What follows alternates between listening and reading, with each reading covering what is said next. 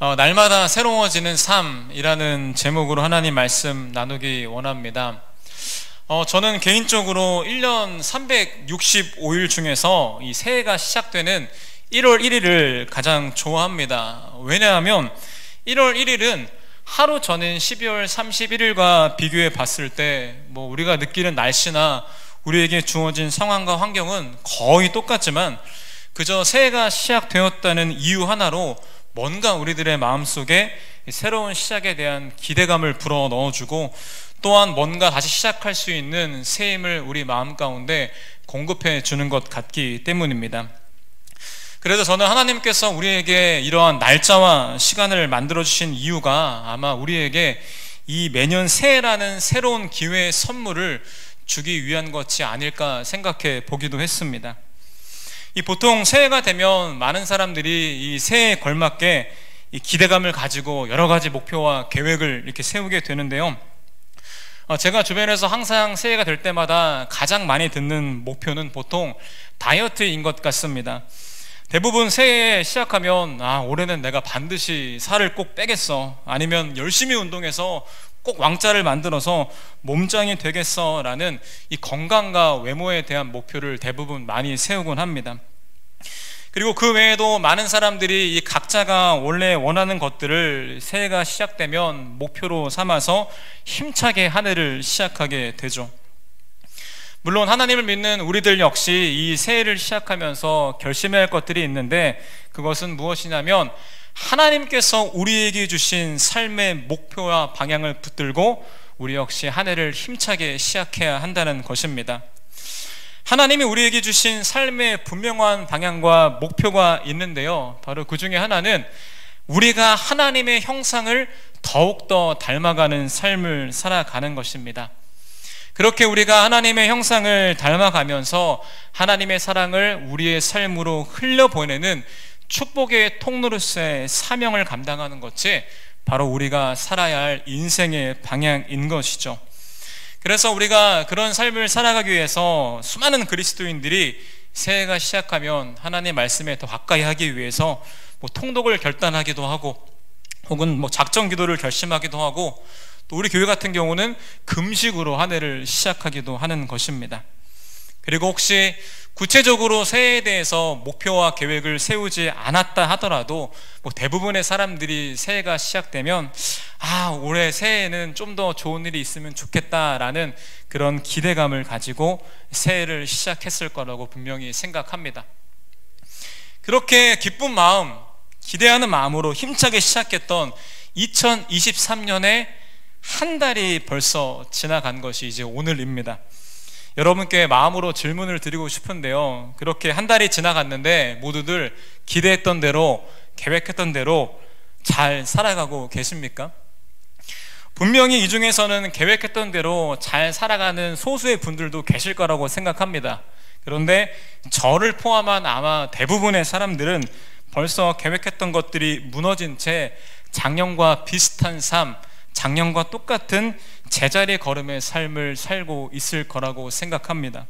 힘차게 기대하는 마음으로 다이어트를 목표로 세웠지만 우리 눈앞에 있는 수많은 기름진 음식들 때문에 벌써 무릎 꿇은 사람이 한두 명이 아닐 것입니다.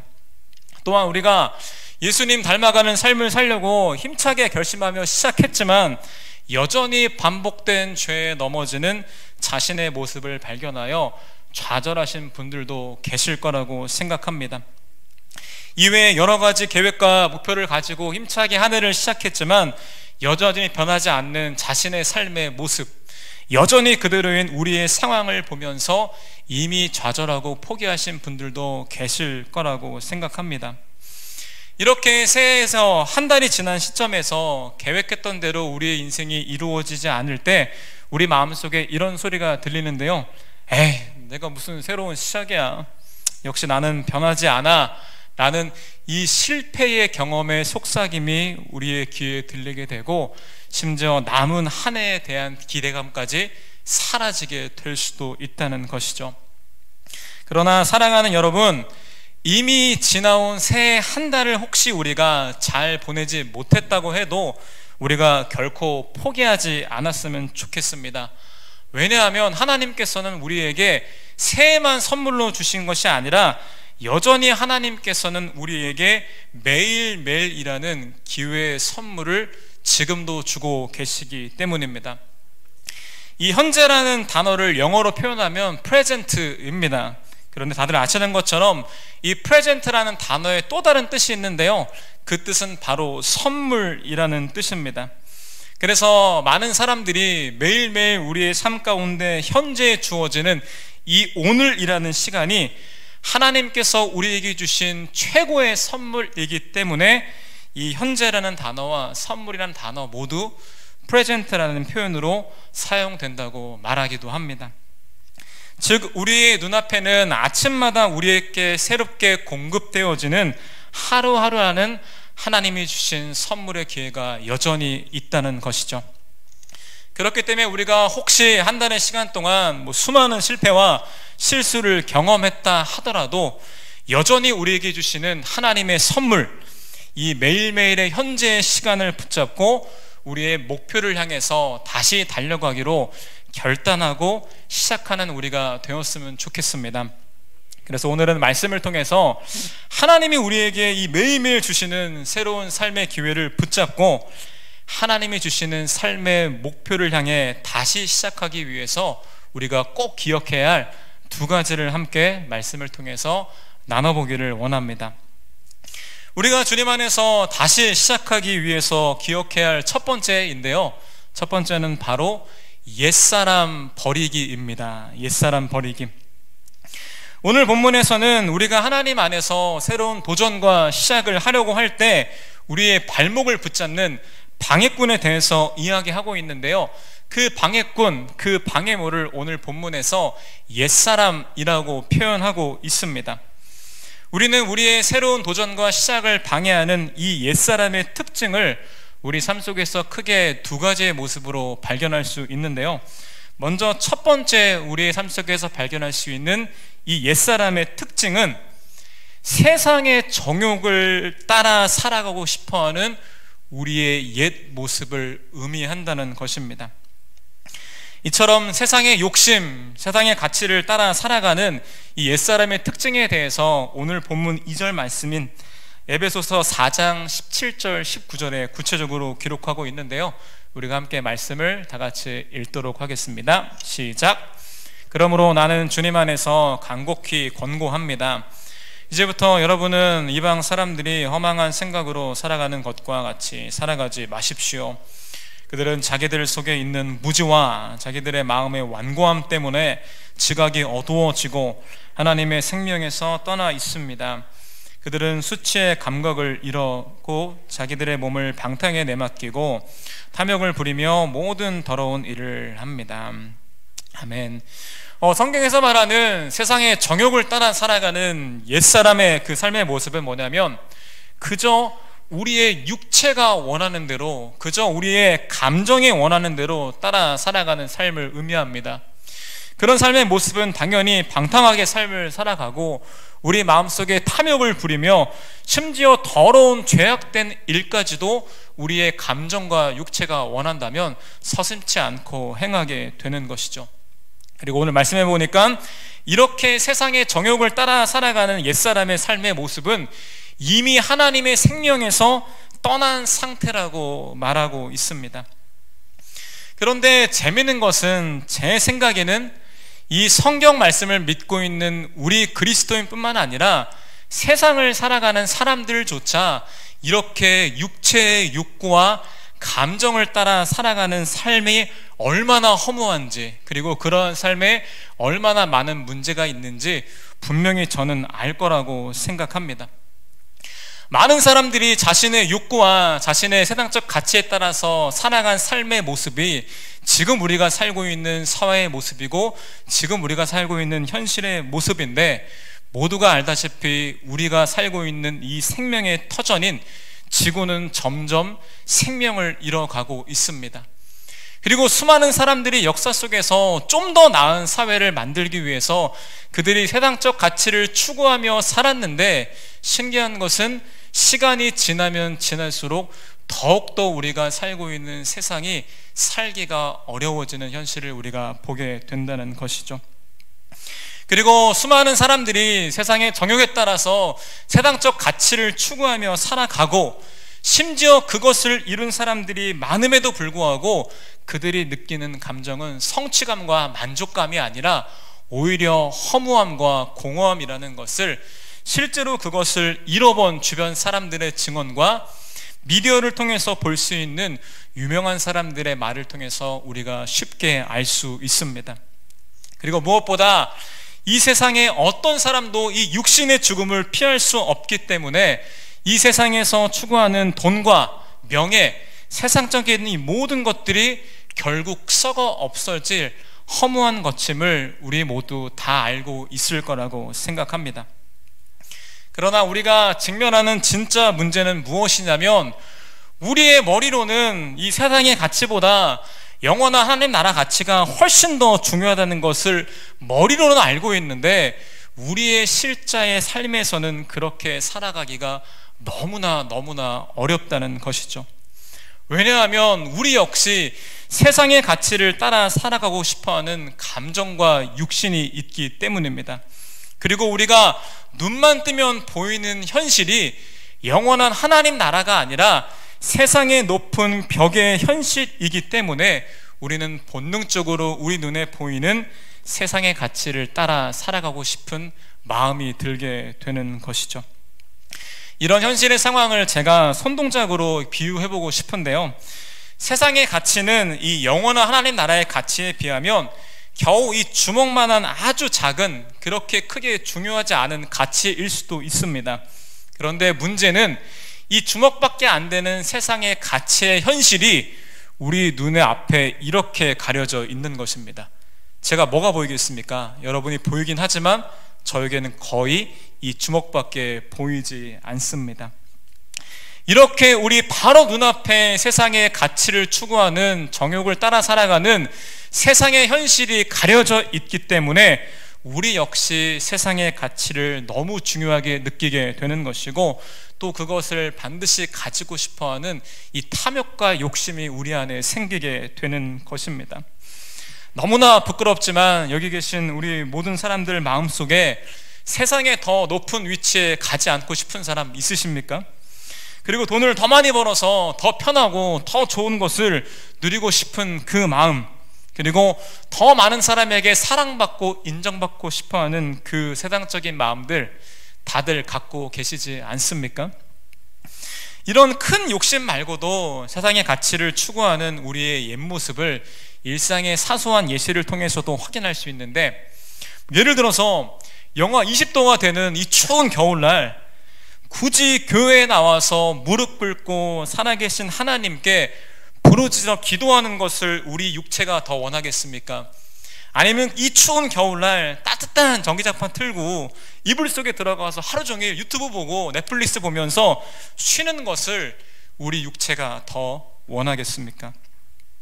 이처럼 우리 역시 머리로는 하나님 나라의 가치가 더 중요한 것을 알고는 있지만 세상의 높은 현실이 내 눈앞에 가려져 있기 때문에, 그리고 우리 역시 그 세상의 쾌락과 가치를 쫓아 살아가고 싶은 옛사람의 모습이 우리 안에 남아있기 때문에 하나님 안에서 하나님의 뜻을 향해 살아가려고 하는 우리의 새로운 시작과 도전이 번번이 실패하게 되는 것입니다.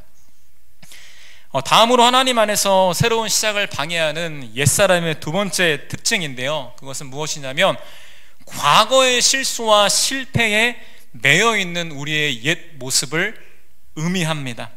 과거의 실수와 실패에 매여있는 우리의 옛 모습. 지금 요즘 시대에 대부분의 현대인들이 가지고 있는 한 가지 성향적인 특징이 있습니다. 그게 뭐냐면 바로 완벽주의입니다. 이 완벽주의라는 것은 모든 일을 반드시 완벽하게 잘 해내려고 하는 사람들의 성향을 의미하는데요, 특별히 현대사회가 이 경쟁사회다 보니까 남들보다 더 잘하려고 하는 마음 때문에 대부분의 마음 깊숙한 곳에는 뭔가를 완벽하게 해야 한다는 이 완벽주의가 자리 잡고 있는 것이죠.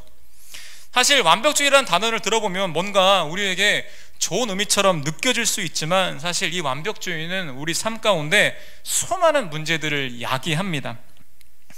이 빠르게 실패하기라는 책에서 이 완벽주의의 문제에 대해서 이렇게 다루고 있는데요, 대부분 완벽주의를 가지고 있는 사람들은 이 항상 뭔가를 잘해야 한다는 압박감과 긴장감을 가지고 거기에 시달린다고 합니다.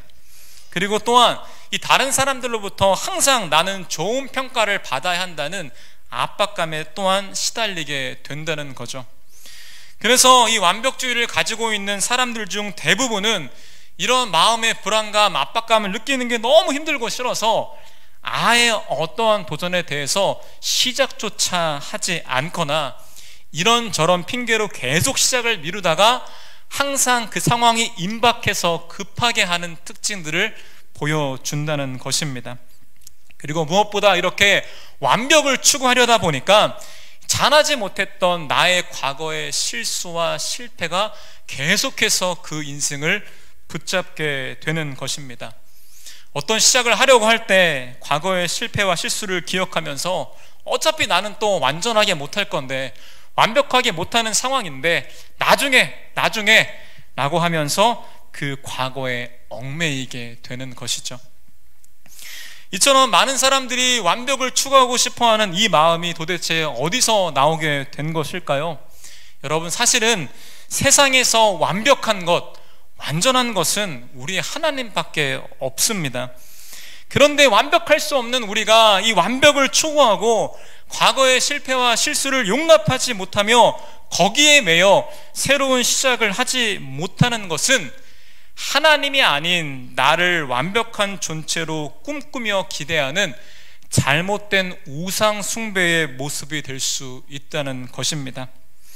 17절에 보니까 이 옛사람의 특징 중에 하나를 허망한 생각을 가지고 살아가는 것이라고 말하고 있는데요, 여기에 사용된 허망한 생각이라는 단어는 신약 성경에서 주로 우상 숭배와 관련된 의미로 사용된 단어입니다. 즉, 하나님 안에서 우리가 새로운 시작을 하려고 할 때 방해하는 이 완벽주의, 완벽하려고 하는 그런 시도와 마음조차 허망한 생각, 우상 숭배의 하나의 종류가 될 수 있다는 거죠. 이처럼 완벽하길 바라는 우리의 마음 때문에 이 과거의 실패와 실수를 용납하지 못하고 거기에 매여 있는 우리의 옛 모습 때문에 우리가 하나님 안에서 새로운 시작을 할 때 그것이 번번이 실패하고 넘어지게 되는 것입니다. 그런데 이렇게 세상의 정욕을 따라 살아가고 싶어 하고 과거의 실수에 매여 앞으로 나아가지 못하는 우리에게 오늘 말씀은 담대하고 강력하게 이렇게 권면하고 있습니다. 그 말씀이 오늘 본문 21절 21절 말씀인데요, 우리 함께 힘차게 그 말씀을 읽도록 하겠습니다. 시작. 여러분이 예수 안에 있는 진리대로 그분에 관해서 듣고 또 그분 안에서 가르침을 받았으면 여러분은 지난날의 생활 방식대로 허망한 욕정을 따라 살다가 썩어 없어질 그 옛사람을 버리고. 아멘. 이 성경의 권면은 우리가 여전히 옛사람에 매여 있음에도 불구하고 우리가 예수님을 믿고 그 말씀의 가르침을 받은 사람들이라면 우리가 담대하게 그 옛사람을 버려야 한다고 말하고 있습니다. 그런데 우리의 진짜 문제는 그거 아니겠습니까? 이 옛사람을 버려야 하는 거 말씀을 통해 이미 알고 있는데 그렇게 하지 못하는 우리의 현실이 문제 아니겠습니까? 왠지 세상의 가치를 추구하는 내 옛사람을 버리기로 결단해서 진짜 버려지게 되면 왠지 내가 세상적으로 더 손해볼까봐 남들보다 좀 더 뒤처진 삶을 살거나 내가 원하는 세상적 가치를 내가 다 누리지 못하게 될까봐 두려워서 결단을 못하는 겁니다. 혹은 이전에 여러 번 옛사람을 버리기로 결단한 경험이 있지만 그때마다 실패하여서 다시 옛사람의 모습으로 돌아갔던 나의 과거의 실패의 상처가 너무 두려워 우리는 옛사람의 모습을 버리기로 결단하지 못하는 것이 우리의 현실이라는 것입니다. 그런데 사랑하는 여러분, 이 말씀에 기록된 옛사람을 버리고라는 의미는 결코 우리의 노력과 우리의 시도를 의미하는 표현이 아닙니다. 이 성경 말씀을 올바르게 이해하기 위해서 중요한 것은 이 성경 말씀의 동사의 시제가 참 중요한데요, 여기에 사용된 옛사람을 버리고 라는 동사의 시제는 과거에 일어났던, 이미 완료되었던 단 한 번의 사건을 표현하는 시제로 사용하고 있다는 것입니다. 다시 말해서 여기에서 말하는 옛사람을 버리라라는 말은 그저 우리의 반복된 시도와 노력과 결단으로 옛사람을 버리라고 말하는 것이 아니라, 우리가 예수님을 우리의 구원자요 주님으로 모시기로 믿음의 결단을 했던 그 처음의 구원의 사건, 그리고 그때 우리의 옛사람이 십자가에 함께 못 박혀서 버려진 그 은혜의 사건을 의미한다는 것입니다. 우리에게는 사실 주님께 사랑받을 만한 자격이 아무것도 없습니다. 그런데 예수님께서는 우리에게 먼저 찾아오셔서 우리를 사랑해 주셨습니다. 그리고 예수님께서는 그 사랑의 확증으로 십자가에서 우리 대신 못 박혀 죽으셨고, 그리고 3일 만에 부활하심을 통해서 우리를 향한 하나님의 구원 사역을 완성하셨습니다. 그렇게 우리가 그 예수님의 십자가의 사건을 믿음으로 받아들일 때에 우리는 비로소 우리의 죄악된 옛사람이 십자가에 의해서 버려지게 되고 예수님의 통치를 받는 삶을 살게 되는 것이죠. 즉, 우리의 노력으로 이 죄악된 옛사람을 버리는 것이 아니라 하나님을 믿는 우리에게 예수님으로 인해서 이 옛사람을 버려진 모습, 즉 죄가 없는 완전한 모습으로 하나님이 우리를 의롭게 여겨주시는 것, 이것이 바로 십자가 복음의 은혜라는 것입니다. 그래서 우리가 때로는 여전히 과거의 실수와 실패에 매여서 앞으로 나아가지 못하는 순간에도 우리는 우리의 과거를 기억조차 하지 않으신다는 하나님의 은혜를 경험할 수 있게 되는 것입니다. 때로는 우리가 완벽할 수 없음에도 완벽을 추구하고 과거에 얽매여서 여전히 넘어질 때도 하나님께서는 우리를 완전하고 완벽한 하나님의 자녀로 여겨주시며 우리를 사랑해 주시는 그 하나님의 사랑을 우리가 경험할 수 있게 되는 것입니다. 또한 여전히 우리 안에 세상을 향한 정욕을 따라 살아가고 싶어하는 마음이 있고 매일매일 흔들릴지라도 우리는 그런 우리를 끝까지 포기하지 않으시는 주님의 손길, 그리고 사랑으로 인도하시는 그 주님의 손길을 우리가 경험할 수 있게 되는 것이죠. 그래서 우리에게는 옛사람을 버리는 노력이 필요한 것이 아니라 이미 우리의 옛사람이 십자가에서 버려진 것을 믿음으로 받아들이는 고백과 그 믿음의 결단이 우리에게 필요하다는 것입니다. 사랑하는 여러분, 만일 이곳 가운데 아직도 예수님을 우리 인생의 구원자여 주님으로 영접하지 않은 사람들이 있다면 오늘 꼭 그 예수님을 우리의 구원자여 주님으로 영접하여서 우리의 시작을 방해하는 옛사람을 십자가에 못 박아 버리는 그런 시간이 되었으면 좋겠습니다. 그리고 이미 예수님을 과거에 영접하여서 하나님의 자녀로 살아가고 있는데 넘어지는 분들이라면 다시 한번 예수님의 십자가의 사건으로 우리의 옛사람이 이미 버려졌다는 사실을 우리의 믿음으로 받아들이고 그것을 입술로 고백하는 시간이 되었으면 좋겠습니다. 이러한 결단의 고백, 아주 짧은 한순간의 고백이지만 그 결단의 고백은 우리 인생을 송두리째 바꿀 만한 능력이 있는 고백입니다. 그 결단의 고백으로 내 노력이 아닌 하나님의 은혜로 옛사람이 버려지는 은혜를 모두가 경험하게 되시기를 진심으로 축복합니다. 다음으로 우리가 주님 안에서 다시 새로운 시작을 하기 위해서 기억해야 할 두 번째인데요, 두 번째는 바로 새 사람 입기입니다. 우리는 예수님을 우리의 주님으로 영접하여 우리의 연약함에도 불구하고 우리가 옛사람을 버린 것으로 우리를 완전한 자녀로 여겨주시는 하나님의 은혜를 분명히 경험하고 있을 것입니다. 그런데 그럼에도 여전히 삶 속에서 변하지 않고 있는 옛사람의 모습이 우리 가운데 있는 것을 또한 보게 되는 것이죠. 그래서 그런 이중적인 상황에 처한 우리에게 하나님께서는 실제적으로 옛사람의 모습을 없애주시는 처방을 말씀 가운데 해주셨는데요, 그것이 바로 새 사람 입기입니다. 그렇다면 새 사람 입는 것이 도대체 무슨 의미일까요? 아까 서두에 이야기했듯이 예수님 믿는 우리들이 나아가야 할 삶의 방향은 바로 우리가 하나님의 형상, 하나님의 모습으로 회복되어지는 것입니다. 그런데 오늘 본문에서는 그렇게 하나님 모습으로 회복되어져가는 모든 과정을 새 사람 입기라고 표현하고 있는 것이죠. 오늘 본문 24절 말씀인데요, 우리 말씀을 함께 읽도록 하겠습니다. 시작. 하나님의 형상을 따라 참 의로움과 받은 새 사람을 입으십시오. 아멘. 우리가 하나님의 형상을 닮아가는 이 새 사람의 옷을 입을 때에 그때야 비로소 우리 삶 가운데 있는 옛사람의 모습이 점점 사라지게 되는 것입니다. 그런데 우리가 진짜 궁금한 것은 이거 아니겠습니까? 도대체 어떻게 하나님의 형상을 닮아가는 새 사람을 입는 그 방법이 도대체 무엇일까? 이거 아니겠습니까? 사실 지금까지 하나님을 닮아가려고 우리가 노력을 열심히 하지 않았습니까?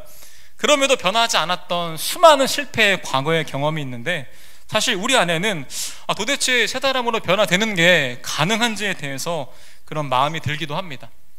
그리고 하나님의 형상을 닮아가야 하는데 내 자신을 돌아보니까 아무리 나를 좋게 평가해도 하나님 닮은 부분이 너무 없어서 변화해야 될 부분이 너무 많은데 이것이 과연 얼마나 될까라는 그런 의구심이 들기도 합니다. 그런데 너무 또 감사한 것은 하나님께서는 이 말씀을 통해서 우리가 하나님의 형상으로 닮아가며 새 사람을 입는 이 구체적인 방법에 대해서 우리에게 말해주고 있다는 사실이죠. 그 방법이 바로 오늘 본문 23절에 기록되어 있습니다. 되게 짧은 말씀인데요, 이 말씀을 우리가 믿음으로 힘차게 읽겠습니다. 시작. 마음의 영을 새롭게 하여. 아멘. 마음의 영을 새롭게 하여. 아까도 말했듯이 성경을 올바르게 이해하기 위해서는 이 동사의 시제가 정말 중요한데요, 아까 나누었던 옛사람을 버리고 라는 그 동사는 과거에 한 번 일어났던 이미 다 완료되었던 구원의 은혜의 사건을 말한다고 이야기했습니다. 그런데 재밌는 것은 그 바로 다음 말씀인 이 마음의 영을 새롭게 하여는 이전과 완전히 다르게 매일매일 삶 속에서 일어나는 반복된 행동을 표현할 때 쓰는 동사로 사용하고 있다는 것입니다. 이것이 무슨 말이냐? 하나님의 형상을 닮아가는 새 사람을 입는 과정은 이례적인 사건과 어떤 이벤트와 한 번의 기적을 통해서 이루어지는 것이 아니라 매일매일 우리의 삶 속에서 일하시는 성령님을 통해 우리의 마음이 새로워질 때 새 사람으로 변화되어진다는 것입니다.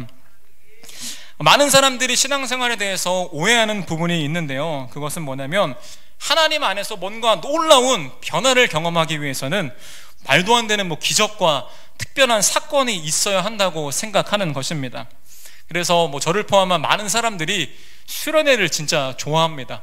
왜냐하면 수련회 가면 왠지 교회에서 느껴보지 못했던 엄청난 감정적인 감동, 엄청난 놀라운 현상과 기적들을 경험할 수 있기 때문이죠.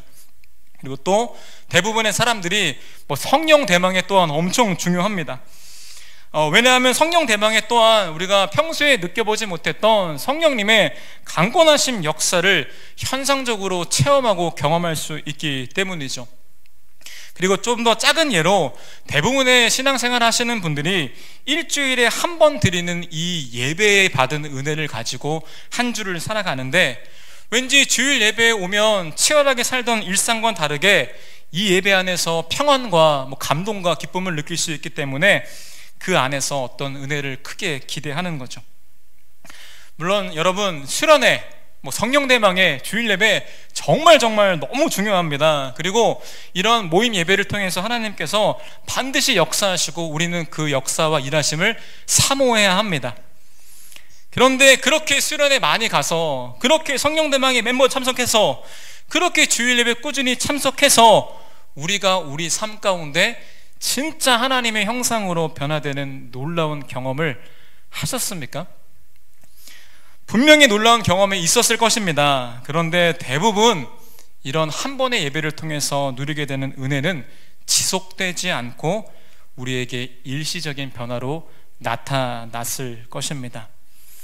왜냐하면 하나님께서 우리에게 약속하신 우리가 하나님의 형상으로 회복되어져 가는 방법은 이런 이례적인 사건, 이벤트, 기적을 통해서 되어지는 것이 아니라 우리 매일의 평범한 일상 속에서 이루어지는 것이라고 우리에게 말씀하고 있기 때문입니다. 그렇게 우리가 일상 속에서 느끼는 하나님의 일하심은 우리가 원하는 것처럼 자극적이지 않을 수도 있습니다. 그리고 우리 감정에 큰 동요를 주지 않고 우리에게 큰 감동을 주는 것이 아닐 수도 있습니다. 아주 소소하고 평범한 일상 같지만 이 매일매일의 일상의 삶 속에서 있는 하나님의 일하심, 그 하나님과 동행하는 삶을 통해서 우리의 마음이 새롭게 되어지고 우리가 하나님의 형상, 즉 새 사람을 잇는 변화의 과정을 경험할 수 있게 되는 것입니다. 우리가 잘 아는 성경의 위대한 왕 다윗 왕도 그저 양을 치는 목자로서 일하면서 일상의 삶 속에서 하나님과 동행하며 믿음의 사람으로 성장한 것을 우리가 볼 수 있습니다. 또한 이집트 대제국의 총리가 되었던 요셉도 혹독한 현실이지만 매일매일 일상의 삶 속에서 하나님과 동행함으로써 믿음의 사람으로 자라는 기적을 경험하게 되었습니다. 그 외에 수많은 믿음의 사람들 역시 성령님을 통해서 이 마음이 새롭게 되어지는 기적을 매일매일의 일상의 삶을 통해서 경험하게 되었고, 그로 인해 믿음이 자라고 하나님의 형상으로 회복되는 새 사람이 되었다는 것입니다. 유명한 기독교의 영성 사역자로 사역했던 헨리 나우엔이 이러한 영적인 삶에 대해서 이렇게 말하고 있는데요. 영적인 삶이란 일상의 존재 이전의 삶도 이후의 삶도 그 너머의 삶도 아닙니다. 다시 말하면 기적적인 초자연적인 삶이 아니라는 거죠. 영적인 삶이란 지금 여기 아픔과 기쁨의 한복판에서 사는 일상의 삶일 때만 진정한 것이 될 수 있습니다 라고 말했다는 거죠. 그래서 우리가 하나님의 형상을 닮은 새 사람이 되기 위해서 더 이상 옛사람에 얽매이지 않고 정말 놀라운 변화를 경험하기 위해서는 우리가 특별히 날마다 성령으로 새로워지는 우리의 일상의 삶에 주목해야 한다는 것입니다. 그렇다면 구체적인 적용점을 드리기 원하는데요, 어떻게 하면 이 매일매일 삶 가운데 성령님의 역사하심으로 우리의 마음이 새로워지는 기적을 경험할 수 있을까요? 그 적용점은 무엇이냐면, 매일매일 하루의 시작을 우리가 하나님의 말씀의 거울 앞에 서는 훈련을 한번 해보는 것입니다. 여러분, 보통 아침에 일어나면 뭐 하십니까? 사람마다 아침 루틴이 다 다른 걸로 알고 있는데, 제가 알기로는 모든 사람이 공통적으로 하는 루틴이 뭐냐면, 아침에 일어나서 거울을 보고 세수를 하고 화장품을 바르는 것입니다. 저도 생각해보니까 단 한 번도 거울 보는 것을 제가 있던 적이 없었던 것 같습니다. 그리고 거울 보면서 세수하고 나서 거울 볼 때 다른 사람은 알지도 못하는데 여드름 하나 생겼으면 거기에 온갖 신경을 집중해서 모두 화장품을 바르면서 관리합니다. 그리고 거울 봤는데 평소보다 눈이 충혈됐거나 다크서클이 내려와 있다면 어제 좀 피곤했었나? 컨디션이 안 좋나 생각하면서 제 건강에 더욱더 신경을 쓰게 되는 것이죠. 제가 아침마다 왜 매일매일 이런 과정을 겪고 있을까요? 왜냐하면 저에게는 부족하지만 저에게는 제 외모가, 제 건강 육체가 너무나 소중하고 중요하기 때문입니다. 그래서 우리는 하루의 시작 가운데 잠을 깨우기 위해서, 우리의 외모와 건강을 확인하기 위해서 거울 앞에 항상 서게 되는 거죠. 사실 부끄러운 얘기지만 어떨 때는 제가 외출하지 않는 날에는 세수하지 않을 때도 있고 화장품을 바르지 않을 때도 있습니다. 그럼에도 결국 저는 다시 거울로 돌아와서 제 외모와 건강을 관리하는 일을 다시 시작하게 된다는 거죠. 그래서 여러분 다들 알겠지만 우리의 외모, 건강은 결국 늙어갑니다. 그리고 죽음 앞에 다 썩어 없어지게 되어지는 것들이죠.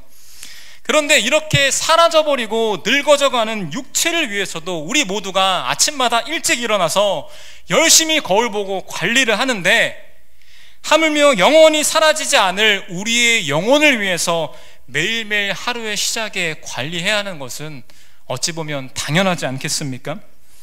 그래서 우리는 우리의 마음을 날마다 새롭게 하기 위해서 우리가 아침마다 거울 보고 세수하고 화장하는 것처럼 날마다 말씀의 거울 앞에서 우리의 영혼을 들여다보고 영혼을 관리하는 훈련을 해야 한다는 것입니다. 그리고 확신하건대 그렇게 말씀의 거울 앞에 매일매일 쓰는 우리의 삶의 습관이 우리의 인생을 변화시킬 것이라는 거죠. 그렇게 말씀의 거울 앞에 서서 우리의 영혼을 보살피는 일을 기독교에서는 말씀 묵상이라고 표현합니다. 날마다 말씀의 거울 앞에 서서 하나님께서 내 영혼에 어떤 말씀을 하시는지 말씀을 통해 그분의 음성을 듣게 되고 말씀을 통해서 우리에게 새 힘을 주시는 그 하나님의 일하심에 집중하는 시간을 가져보는 것이죠. 그리고 그렇게 매일의 하루의 시작을 말씀 묵상으로 시작할 때 우리의 삶은 놀랍게 변화될 것입니다. 얼마 전에 제가 유튜브에서 한 영상을 보게 되었는데 그 영상의 주인공은 40년 동안 지금까지 이 사역을 하셨고 그리고 30년 가까이 아프리카에서 선교하셨던 임은미 선교사님이 영상의 주인공이었습니다. 그런데 재미있는 사실이 뭐냐면 40년 동안 이 선교사님은 사역하면서 단 한 번도 번아웃, 단 한 번도 사역 가운데 지쳐서 쓰러진 적이 없었다는 고백을 하는 것입니다. 저도 사역을 한 10년 했는데 10년 동안 수없이 넘어지고 힘들어했던 저로서는 도무지 이 선교사님의 고백이 믿어지지 않았고 거짓말 아니야 라는 그런 의심까지 하게 되었습니다. 그런데 이어서 이 선교사님께서 그렇게 한 번도 지치지 않고 번아웃이 오지 않았던 비결을 말해 주었는데 그때 제가 손뼉을 치면서 깨닫게 되었습니다. 그 비결이 바로 매일 하루의 삶을 말씀 묵상으로 시작하는 습관이었습니다. 이 선교사님은 아무리 바쁜 사역 가운데도 삶의 우선순위를 말씀 묵상에 두어 매일매일 자신의 영혼을 말씀의 거울 앞에 비추어 보았던 것이었습니다. 그리고 그때마다 이 선교사님에게 힘을 주시고 마음을 새롭게 하며 선교사님을 하나님의 형상으로 변화시켜가는 하나님의 일하심을 이렇게 매일매일 경험했던 것이죠. 그래서 이 선교사님은 그 말씀 묵상의 습관 때문에 한 번도 사역과 삶 가운데 번아웃을 경험한 적이 없다고 합니다. 이것이 바로 말씀을 통해서 하루를 시작하는 사람이 누리게 되는 축복인데요, 우리가 매일 말씀의 거울 앞에 서서 나의 영혼을 바라볼 때 내가 얼마나 하나님 안에서 사랑받고 소중한 존재인지 우리는 다시 한번 깨달을 수 있게 됩니다. 그리고 우리가 매일 말씀의 거울 앞에 서서 나의 영혼을 바라볼 때 그 하나님이 나를 얼마나 사랑하시는지 날마다 그 사랑의 깊이와 넓이를 우리가 경험하게 될 수 있는 것입니다. 그리고 우리가 매일 말씀의 거울 앞에 설 때에 우리는 말씀을 통해서 살아갈 힘을 주시고 우리를 승리하게 하시는 그 하나님의 능력 또한 경험할 수 있게 되는 것이죠. 저는 당연히 사역자이기 때문에 오랜 시간 하루도 빼놓지 않고 매일 말씀을 읽고 묵상해 왔습니다. 그런데 제가 발견하게 된 게 뭐냐면 어느새 보니까 제가 제 영혼을 위해서 하나님 관계 안에서 묵상을 하는 시간보다 이 설교 준비 때문에 설교를 위해서 이 요점을 빼내기 위해서 묵상의 대부분의 시간을 보내고 있는 저를 부끄럽지만 발견하게 되었습니다. 그렇게 제가 일적으로 사역으로만 말씀을 대하는 시간이 길어지다 보니까 어느새 제 삶 가운데도 옛사람의 모습, 세상의 가치가 괜히 부러워지고 괜히 과거의 실수와 실패에 얽매여서 앞으로 나아가지 못하는 옛사람의 모습을 또한 발견하게 되었습니다. 그래서 저도 새해가 시작하면서 특단의 도치로 제가 새로운 목표를 세우게 되었는데요, 그것이 바로 매일 아침의 시작을 설교를 위한 말씀 묵상이 아니라 나의 영혼을 위해서 말씀의 거울 앞에 서보는 이 말씀 묵상을 하기로 제가 결심하게 되었습니다. 그리고 1월 내내 그렇게 제가 실천해 보았는데요, 제가 매일 아침마다 말씀을 통해서 하나님이 나를 얼마나 사랑하시는지, 하나님이 나를 얼마나 소중한 존재로 여기시는지 매일매일 더 알아갈 때 정말 신기한 것은 저에게 주어진 환경은 작년과 똑같거나 더 힘들다고 느껴질 수 있지만 그럼에도 그 말씀 안에서 제가 조금씩 삶에 대한 기대감을 회복하고 하나님의 형상대로 변해가는 저의 모습을 아주 조금씩 발견하고 있다는 것입니다. 사랑하는 여러분, 하나님의 형상을 닮아가는 새 사람 입기는 한 번의 큰 행사와 특별한 사건과 기적을 통해 이루어지는 것이 아닙니다. 우리의 매일의 일상의 삶 속에서 우리가 말씀의 거울 앞에 서서 그 말씀의 빛이 나를 점점 비춰갈 때에 우리의 삶이 조금씩 하나님의 형상으로 회복되어 가는 기적을 경험하게 되는 것입니다.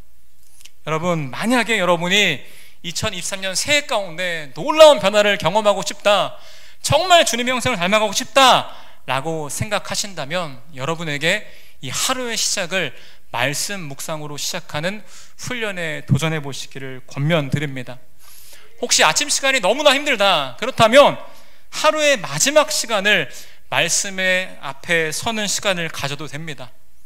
밤도 어렵다, 그러면 하루의 중간도 됩니다. 그런데 중요한 것은 속도를 낮추고 짧은 시간이지만 그 말씀 앞에서 하나님의 음성에 귀를 기울이고 하나님 안에서 우리가 어떤 존재인지, 그분의 일하심이 어떤 것인지 집중하는 그 시간을 가져보시기를 권면합니다. 때로 제가 하루 이틀 세수하다가 가끔 화장품을 바르는 것을 까먹었다 하더라도 저는 다시 결국 거울 앞에 돌아가서 화장품을 바르고 외모와 건강을 관리합니다. 혹시 하루 이틀 혹은 더 긴 시간 이 말씀의 거울 앞에 서는 것을 까먹고 실패했다 하더라도 여러분, 절대로 포기하지 마시기 바랍니다. 오히려 하나님께 주신 우리의 삶의 기회 가운데 다시 그 말씀의 거울 앞에 서서 돌아가서 우리의 영혼을 관리하는 우리가 되기를 결단하게 되시기를 진심으로 축복합니다. 결론의 말씀 드리겠습니다.